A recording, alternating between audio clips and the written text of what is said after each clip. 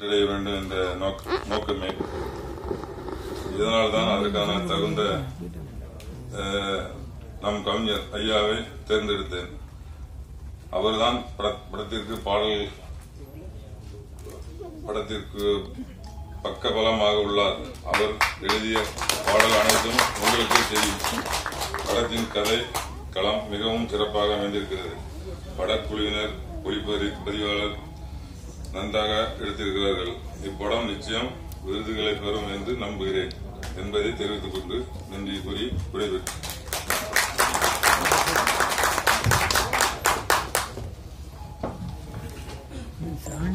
அடுத்தபடியாக பனைப்படத்தின் எனக்கு எப்பவுமே இந்த ஸ்டேஜ் ஃபியர் இருந்துகிட்டே இருக்கும். எத்தனை மூவி நம்ம பிரஸ் மீட் பண்ணாலும் அண்ட் இன்னைக்கு இவ்வளவு லெஜெண்ட்ஸ் முன்னாடி வந்து பேசணும் போது கொஞ்சம் ஃபியர் அதிகமாவே இருக்கு. ஸோ ஃபர்ஸ்ட் ஆஃப் ஆல் எனக்கு இந்த ஆப்பர்ச்சுனிட்டி கொடுத்த ஹோல் டீம், பனை மூவி டீம் எல்லாருக்கும் ரொம்ப ரொம்ப நன்றி. டைரக்டர் சார் ஆகட்டும், ப்ரொடியூசர்ஸ் எல்லாருக்குமே வந்து ரொம்ப ரொம்ப தேங்க்ஸ். பிகாஸ் இந்த மூவில எந்த ஒரு நம்ம மிஸ்டேக் பண்ணிருந்தாலும் ஃபர்ஸ்ட் ஆஃப் ஆல் அவங்களுக்கு தேங்க்ஸ் சாரி சொல்லிக்கணும். நான் மட்டுமே இல்ல, அவங்களும் பண்ணிருந்தாலும் சரி. பட் ஸ்டில் ரொம்ப ஹாப்பியா இருக்கு. எனக்காக வந்து இந்த மூவில வந்து ஒரு பர்சனல் ஒரு சோலோ சாங் இருக்கிறது வந்து எனக்கு ரொம்ப ரொம்ப ஹாப்பியா இருக்கு. அது வைரமுத்து சார் இந்த மாதிரி ஒரு லெஜெண்ட் கிட்ட இருந்து எனக்குன்னு ஒரு சாங் கிரியேட் பண்ணதுக்கு ஃபர்ஸ்ட் ஆஃப் ஆல் ரொம்ப ரொம்ப thank you so much sir for this giving me this opportunity and I'm feeling really proud for this. And எல்லாருக்கும் entire team of Panai எல்லாருக்குமே ரொம்ப ரொம்ப தேங்க்ஸ் அண்ட் ரொம்ப சப்போர்ட்டிங்கா இருந்தீங்க. லேடிஸ் எல்லாருக்குமே வந்து ரொம்ப ரொம்ப நன்றி. இங்க வந்திருக்க எல்லாருக்குமே வந்து ரொம்ப தேங்க்ஸ். Thank you so much. எல்லாருக்கும் வணக்கம். ரொம்ப சந்தோஷமா இருக்கு. எனக்கு ஆக்சுவலி நர்வஸாக தான் இருக்கேன், என்ன பேசுறதுன்னு தெரியல. So thank you so much. இங்கே வந்திருக்க எல்லாருக்கும், சீஃப் கெஸ்ட் வைரமுத்து சாருக்கும், பேரரசு சாருக்கும், வந்திருக்க ஒவ்வொருக்கும் ரொம்ப ரொம்ப நன்றி சார். எனக்கு இது வேறு வாய்ப்பு கொடுத்த ராஜேந்திர ப்ரொடியூசர் சார் ராஜேந்திரனுக்கு ரொம்ப ரொம்ப நன்றி. So thank you so much. So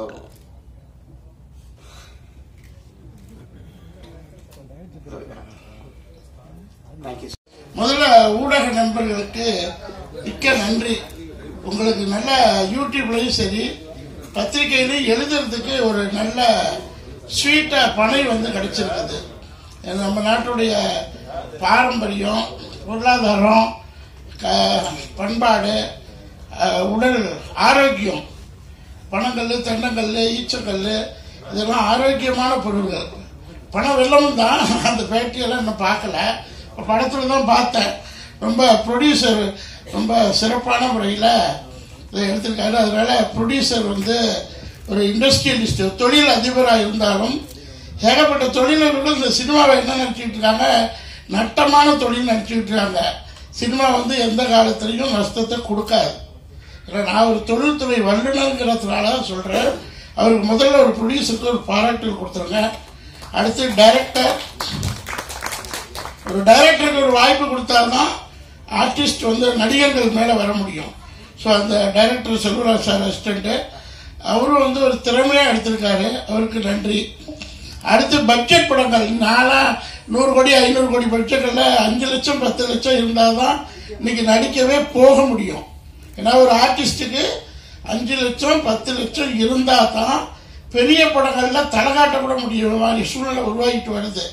ஏன்னா அந்த மாதிரி ட்ரெண்டுக்கு இன்னைக்கு போயிட்டு இருக்க காலத்தில் சின்ன பட்ஜெட் படங்கள், அதாவது 2 கோடி 3 கோடி போட்டுப்பாருன்னு நினைக்கிறேன், எவ்வளவு தெரியல, அந்த பட்ஜெட் படங்களுக்கு மிகப்பெரிய சாதனையாளர். நம்ம சார் வந்து கவிப்பேரசு ஐயா வந்து பாரதிராஜ சார் காலத்தில் அந்த கவிதைகளில் தான் அதிகமாக பார்த்ததுண்டு. அவரும் கண்ணன் சார் கேமராமேன், சார் வரிகள் அது எதிர்த்தாலும் பாரதிராஜா சார் வந்து சொல்லுவார். அப்போ அந்த வரிகளை இப்போதான் அதை கேள்விப்படுறேன். பழைய பற்றி அவ்வளோ பெரிய புண்ணியம்னு வச்சுக்கலாம். அடுத்து தமிழ்நாட்டின் வியாபாரிகள் சங்க தலைவர் விக்ரமராஜா அவர்கள் வந்து 1000 பிஸி இருக்கும், போராட்டங்கள் அது இது. இந்த பிஸியான வேலையில் ஒரு தொழில் அதிபர், ஒரு வியாபாரி செழித்தால் நாடு செழிக்கும். வேலைக்கு போறதுனால நாடு செழிக்காது, வியாபாரி செழித்தால் இந்த பனை தொழில் உலகமெல்லாம் பரவட்டுங்கிற எண்ணத்தில் அவரு வந்திருக்கிறது மிக மிக மிக மகிழ்ச்சி. அடுத்து அம்மா, மேடம் அம்மா, 1000 படங்களுக்கு நடிச்சவங்க, பெரிய பிளஸிங் அவங்க வந்திருக்கிறது. மிக மிக நன்றி, தேங்க்யூ. நானும் ஒரு சின்ன கதாபாத்திரத்தில் நடிச்சிருக்கிறேன். படம் பாருங்க, தியேட்டர்ல பாருங்க. சின்ன சின்ன படங்களுக்கெல்லாம் எல்லா துறையிலும் உள்ள நான் தொழில் நேசிக்கிறவங்க. நான் ஜவுளித்துறையில அவ்வளோ பெரிய ஒரு நல்ல சாதனை தொழில், அதில் உள்ளவங்கலாம் வந்து சினிமா எடுக்கணும்னு ரொம்ப ப்ரே பண்ணிக்கிட்டு இருக்கேன், முயற்சியும் பண்ணிக்கிட்டு இருக்கேன். மேபி லேட்டாக வரும்னு நினைக்கிறேன். நான் நடிகருங்கிற அந்தஸ்து கிடைச்ச உடனே இப்போ என்னை திரும்பி பார்க்குறாங்க. அதுக்கு முன்னாடி என்னை திரும்பி பார்க்க மாட்டாங்க. நடிகருங்கிற அந்தஸ்து கிடைச்சிச்சு. நீ அடுத்து சினிமாக்குள்ள நிறைய தொழில் அதிபர்கள், சின்ன சின்ன தொழிலதிபர்கள் வாங்க. ஒரு படத்துக்கு 10 படம் இருங்க. ஹோட்டல் மாதிரி தான். ஒருத்தருக்கு இட்லி பிடிக்கும், ஒருத்தருக்கு பூரி பிடிக்கும், ஒருத்தருக்கு தோசை ரோஸ்ட் பிடிக்கும். இந்த மாதிரி பல வகைகள். அது மாதிரி 4-5 தொழிலதிபர்கள் சேர்ந்து ஒரு 5லேருந்து 6 படம் எடுத்தீங்கன்னா 2 படம் சூப்பர் டூப்பர் ஹிட் ஆகும். தொழில் அதிபர்கள் இணையது ரொம்ப ஈஸி. ஜாப் வயர்ஸ் இருக்கோம்ல, வேலைக்கு போறவங்க அவங்க இணைய மாட்டாங்க. தொழில் அதிபர்கள் 2 தொழிலதிபர்கள் கோ ப்ரொடியூசர்ஸ், அவருக்கு வாழ்த்துக்களை சொல்லிக்கிறேன். இது மாதிரி 10 தொழிலதிபர்கள் 5 தொழிலதிபர்கள் சேர்ந்து இந்த சினிமா துறையில என்னென்ன பாசிட்டிவ், ஒரு பாசிட்டிவ் மெசேஜ், 1000 காலத்து மெசேஜ் இது. இந்த ஆற்றுல குளிக்கிறது நான் சுதந்திரிங்களா, நான் அந்த ஊருக்கே டிராவல் பண்ணிட்டு வந்த மாதிரி இருந்துச்சு. ஸோ அதனால இந்த விஷுவலைஸை நம்ம பார்த்தாதான் அதை அனுபவிக்க முடியும். ஸோ அதனால தொடர்ந்து மீடியா பீப்புள் இதை நீங்க பனை தொழிலை எந்த அளவுக்கு கொண்டு போறீங்களோ அந்த அளவுக்கு இந்த மக்களுக்கு சுகர், பிரஷர், லொட்டு எல்லாம் போயிடும். பணம் சேர்த்தா சுகர் கம்மியாகும் சொல்லாங்க. நான் இப்போ ரெகுலராக 10 சாப்பிட்டுக்கிட்டு இருக்கேன். அதனால நீங்களும் பணத்துக்கு, பனை மரத்துக்கு ஆதரவு கொடுத்து எல்லாம் எழுதுங்க. நீங்க எழுதுறதுல 10,000 இளைஞர்கள் வளர்ச்சி விழிப்புணர்ச்சி வருவாங்க. ஸோ போதும், நிறைய பேசினேன். அந்த நிழல் தான் நீங்க நினைக்கிற மாதிரி நாங்க கேரவன்லயோ வேற எங்கேயோ போயிடலாம் இல்ல. அந்த பனம் மரத்தோட ஓலை இருக்கு இல்லையா, அது அடியில தான் நின்று இருக்கணும். ரொம்ப சூடு, ரொம்ப சூடான இடத்துல ரொம்ப கஷ்டப்பட்டு நடிச்சோம். அது வந்து ஹீரோயின் பாப்பா அழகா இருக்குல்ல, நம்ம ஹீரோயின் ரொம்ப அழகா இருக்கிறா. அந்த பாப்பா சொல்லல, ஹீரோ சொல்ல மாட்டாரு, ஏன்னா அவங்க அப்பா தான் பார்ட்னர் இதுல, அதனால அவர் சொல்ல மாட்டாரு. ஆனா நான் சொல்லியே ஆகணும் இல்ல. ரொம்ப ரொம்ப கஷ்டப்பட்டு நடிச்சோம். வெயில், தண்ணி தாகம், ரொம்ப சிரமத்துல நடிச்சோம். எங்களுடைய சிரமத்தெல்லாம் மேல இருக்கிற பிரபஞ்சம் ஏத்துக்குச்சுன்னா இந்த படத்துக்கு நிறைய அவார்ட்ஸ் வரணும். ரொம்ப சிரமப்பட, அதாவது அங்க வேலை செய்யறவங்களுடைய கஷ்டங்கள் என்னங்கறத நாங்க அங்க போய் வேலை செய்யும் போது தெரிஞ்சுக்கிட்டோம். அதுக்காக தான் அவர் சொன்னார், ஊடகங்கள்லாம் வந்திருக்கீங்க, நீங்க ப்ரொமோட் பண்ணாதான். நீங்க எப்படி ஆர்டிஸ்ட் எல்லாம் ப்ரொமோட் பண்றீங்களோ, யூடியூப்ல ப்ரொமோட் பண்றீங்க, உங்க சேனல்ல எல்லாம் ப்ரொமோட் பண்றீங்கல்ல, அந்த மாதிரி இந்த படத்தை நீங்க ப்ரொமோட் பண்ணீங்கன்னா நிச்சயமா அங்க இருக்கிற மக்கள் மட்டும் இல்ல, அவங்க நமக்கு செஞ்சு கொடுக்கறது எல்லாமே நமக்கும் பயனுள்ளதாக வரும். அது நீங்க இந்த படம் பார்த்தா தெரிஞ்சுக்குவீங்க. அதுக்குதான் அவர் வந்து ரொம்ப பிராங்கா சொல்லிட்டாரு, இந்த படத்துக்கு வந்து ப்ரொமோட் பண்ணுங்க, நீங்க எல்லாம் சொல்லுங்க அப்படின்னு. நீங்க நிச்சயமா சொல்லுவீங்கன்னு எனக்கு தெரியும். நீங்க பாத்தீங்கன்னா தெரிஞ்சுக்குவீங்க. அதுதான் நான் முதலே சொல்லிட்டேன். ஐயா வைரமுத்து அவர்கள் நிறைய அவார்ட்ஸ் வாங்கினவரு. அவர் கையால அவர் தலைமை தாங்கி நடத்துற இந்த விழா அப்படின்னா அப்போ இந்த படத்துக்கு நிறைய அவார்ட்ஸ் இருக்குது. அப்போ அடுத்து நம்ம வந்து சந்திக்கிறது வந்து அவார்ட் ஃபங்க்ஷன்ல சந்திப்போம்னு நினைக்கிறேன். இதுல வந்து ஹீரோயின் ரொம்ப அழகா இருக்காங்க. ஹீரோ வந்து அந்த அந்த இன்னசென்ட், அந்த கேரக்டருக்கு ஏற்ற மாதிரி ரொம்ப இன்னசென்டா இருக்காரு. நல்லா பண்ணியிருக்காங்க, 2 பேருமே ரொம்ப நல்லா பண்ணியிருக்காங்க. ரொம்ப சந்தோஷமா இருக்கு. இந்த மாதிரி இல்ல, ஆனா ஷூட்டிங்ல ரொம்ப கஷ்டப்பட்டாங்க. இப்ப ரொம்ப அழகா பேசுறாங்க ஸ்டேஜ்ல. ஐயா இவர் பேசும்போது சொன்னார், இந்த படத்துக்கு வந்து நானே யோசிச்சேன், நம்ம வந்து சினிமாவுக்கு ஐயா வந்திருக்காரு. ஏன்னா பாடல் எழுதுனது மட்டும் இல்ல, தலைமை தாங்க ஒத்துக்கிட்டதே பெரிய விஷயம். அவர் வந்து ஐயா வந்திருக்காரு, என்ன பண்ண போறாரு அப்படின்னு.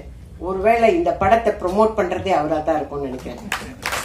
அதனால தயவு செஞ்சு உங்களுக்கு எவ்வளவு பிசினஸ் இருக்கு, எவ்வளவு வியாபாரங்கள் இருக்கு, அதுல இந்த மாதிரி சின்ன சின்ன படங்கள் எல்லாம் கொஞ்சம் ப்ரொமோட் பண்ணீங்கன்னா எங்களை மாதிரி இருக்கிற ஆர்டிஸ்டுக்கு சான்ஸ் கிடைக்கும், நாங்களும் படிச்சுப்போம். அதை செய்யணும்ன்றதுக்காக தான் இங்க வந்திருக்கேன். நான் இதுதான் ஃபர்ஸ்ட் டைம் நான் உங்களை பாக்குறேன். அதனால ஐயா வந்திருக்காருன்னா இந்த படத்தை அவரும் ப்ரமோட் பண்ண போறாரு. அப்படி அவர் ப்ரமோட் பண்ணாருன்னா இந்த மாதிரி சின்ன சின்ன படங்கள்லாம் வரும். இவர் சார் சொன்ன மாதிரி ஸ்மால் பட்ஜெட் படங்கள்லாம் வரும். எங்க மாதிரி இருக்கிறவங்களுக்கு எல்லாம் வேலை கிடைக்கும். கண்டிப்பா இந்த படத்துக்கு நிறைய அவார்ட்ஸ் கிடைக்கும். அந்த நம்பிக்கை எனக்கு இருக்கு. என்னுடைய வாழ்த்துக்களை தெரிவிச்சுக்கிட்டு நீங்க எல்லாரும் இந்த படத்தை ப்ரமோட் பண்ணுங்க, தயவு செஞ்சு ப்ரமோட் பண்ணுங்கன்னு உங்க எல்லார்கிட்டையும் கேட்டுட்டு விடைபெறுகிறேன். வணக்கம், நன்றி. பரிமளித்து எங்கள் கூட்டுக்குள் வாழ்கின்ற செந்தமிழை கும்பிட்டு வணங்குகிறேன். வணக்கம். முந்தி பிறந்தவளே, மொழிக்கெல்லாம் தலைமகளே, கவிஞர்கள் சிந்தனை வான் மீது சிறகடித்து பரப்பவளே, சந்தன பொய்கையிலே சதுராடி நிற்பவளே, சென்னை நந்தனம் பேராசிரியர் உன் நல்லடியை வணங்குகிறேன். வணக்கம் என்று தொடங்குகிறேன். பாருங்கள் இந்த பிரம்மாக்களுடைய அவையை. ராஜாக்கள் கூட்டம், விக்ரம ராஜா, பேரரசு, ஒரு புலவன் இங்கே நிற்கின்றேன்.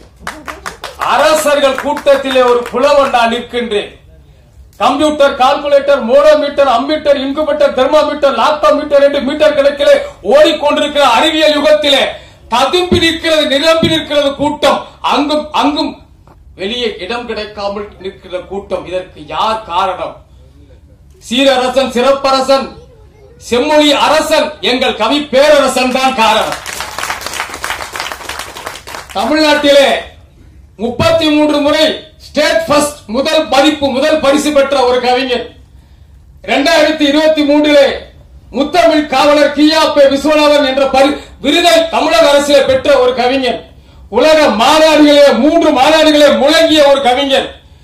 இசை உலகின் மேதை இசைஞானி அவர்களும் எழுத்தாளர் சுஜாதா அவர்கள் நடத்திய திரைப்பட பாடலாசிரியர் போட்டியிலே 25,000 பேருக்கு மேலே கலந்து கொண்ட போட்டியிலே முதல் பரிசு தங்கப்பேனா பெற்ற ஒரு கவிஞர். ஆட்டோ ஓட்டுகிறவனுக்கு இந்தியாவிலே முதலிலே டாக்டர் பட்டம் வாங்கி கொடுத்த ஒரு கவிஞர். அவன் நான் தான். நான் சொல்கிறேன் இந்தியாவிலே சிறந்த கவிஞர்கள் 5 பேரை சொல்லென்றால் எங்களுடைய மன்னன், எங்களுடைய அண்ணன் கவி பேரரசை சொல்வேன். இந்தியாவிலே சிறந்த கவிஞர், இந்தியா மொழிகள் தோன்றியதிலே சிறந்த கவிஞர் ஒரு 3 பேரை சொல் என்றார் எங்கள் அண்ணன் கவி பேரரசை சொல்வேன். இந்தியாவிலே சிறந்த கவிஞர் ஒருவரை சொல் என்றால் அவர் எங்கள் அண்ணன் கவி பேரரசு என்று நான் எல்லா மேடைகளிலும் சொல்வேன். என்ன கவிஞங்க? சுரதாவை நான் காதலித்திருக்கிறேன். காமராசரை நான் கைகுப்பி வழங்கினேன். நான் காமராசரை முகமேடும் அதற்கு ஒரு தலைநகரோ, கைகள் மூடிய கோட்டை கதவுகளோ. ஆனால் அம்மா சொன்னதை போல 7 முறை குடியரசு விருதை பெற்ற கவிஞர் இங்கே வந்திருப்பதே நமக்கு பெரிய பெருமை. உன்னை பற்றி, அண்ணனை பற்றி ஒரு 2 வரியை சொல்லலாம். உன் சட்டையை பிழிந்தால் சமுத்திரம் கிடைக்கும், நீ எட்டி நடந்த தூரம் இமயத்தை ஜெயிக்கும்.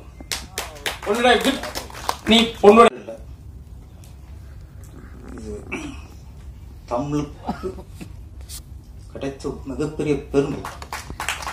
கவி பேரரசர் வந்து தமிழோட கௌரவம்.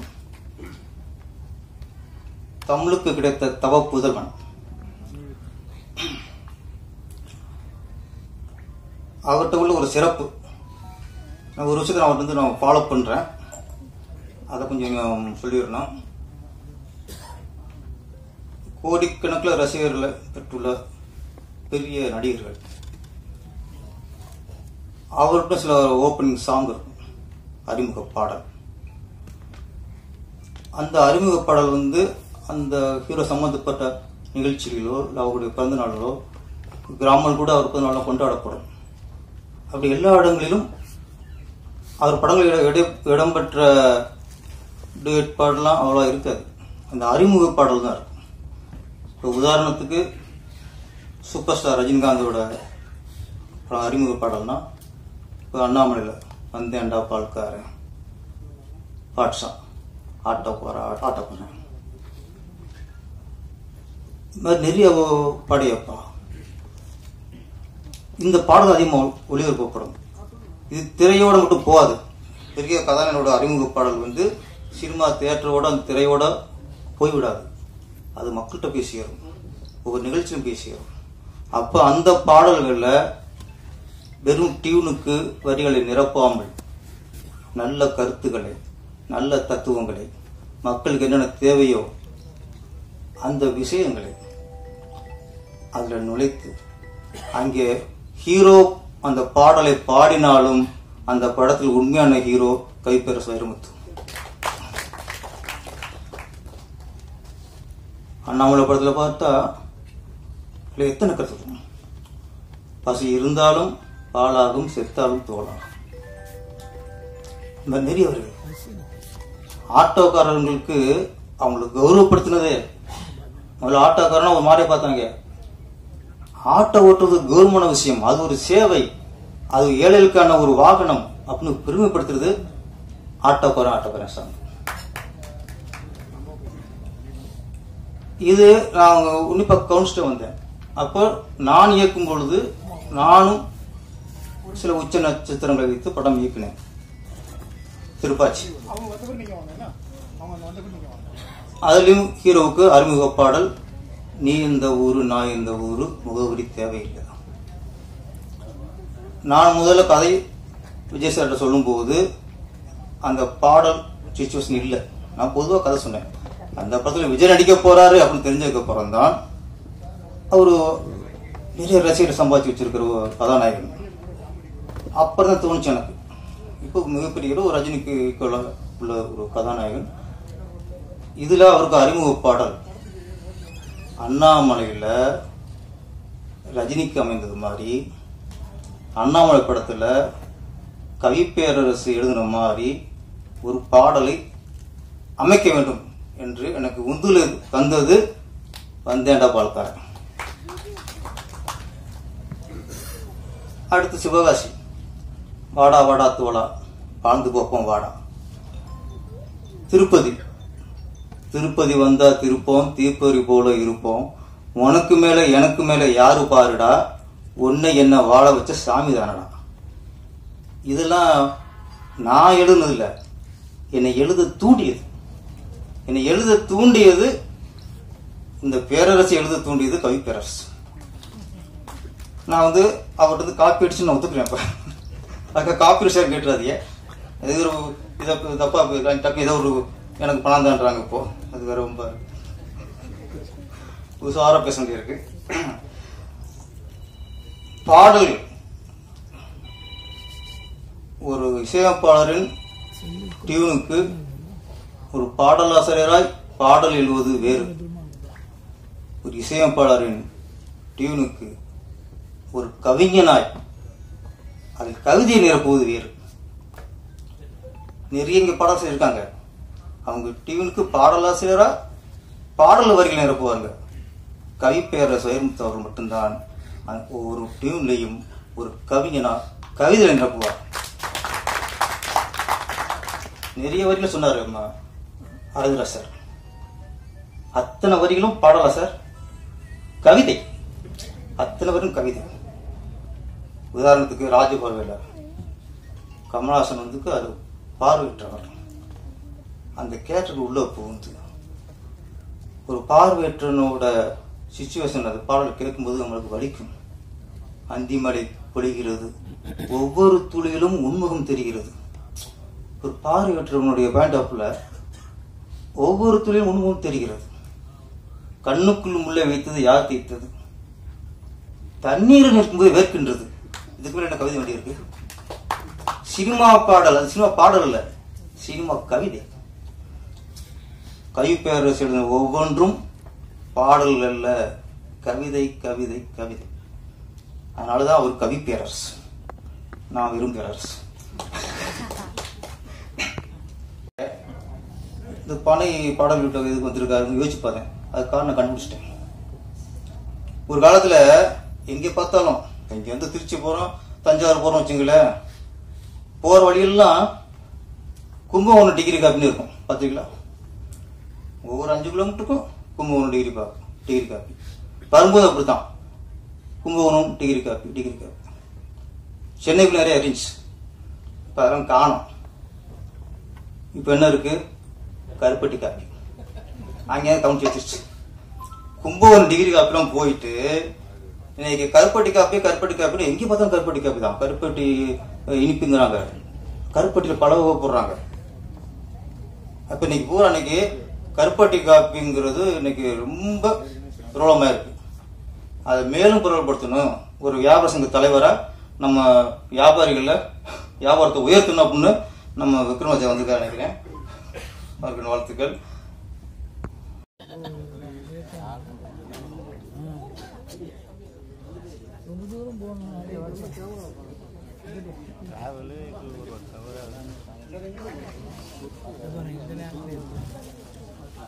நன்றி.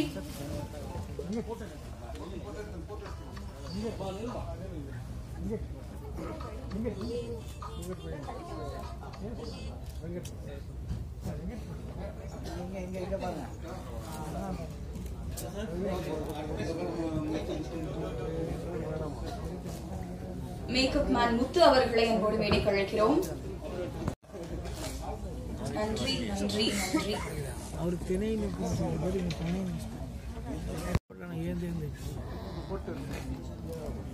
அடுத்தபடியாக PRO வெங்கட் அவர்களுக்கு சால்வை அணிவிக்கப்படுகிறது.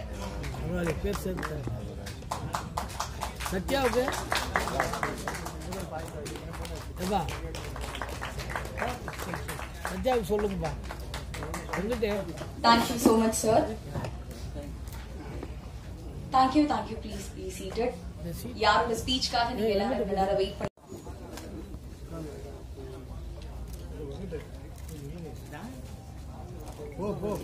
உட்காருங்க.